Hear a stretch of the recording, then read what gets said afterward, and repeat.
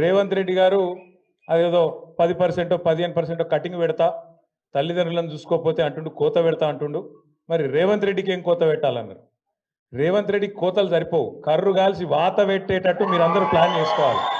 ఎందుకంటే ఇంతకంటే లేకి ముఖ్యమంత్రి ఇక్కడ మస్తు మందిని చూసినాం. మనం కూడా ఎన్టీ రామారావు గారిని చూసినాం, చంద్రబాబు నాయుడు గారిని చూసినాం, రాజశేఖర రెడ్డి గారిని చూసినాం, రోషయ్య గారిని చూసినాం, కేసీఆర్ గారిని చూసినాం.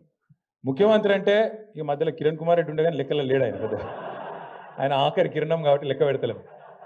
ఇక ఇంతమందిని చూసినాక మంచోళ్ళను ఈయనను చూస్తే వీళ్ళు ఎట్లా అనిపిస్తుందంటే ఇక నాకు ఎట్లా అనిపిస్తుందో అనిపిస్తుంది. కానీ ఊళ్ళో ఎవరి ముంగట నన్ను గొట్టం పెడితే చాలు, ఒక తిట్లు కాదు, తెలుగు భాషల గిన్ని తిట్లుంటాయని కూడా తెలియదు, కానీ తిట్లు తిడుతుంది.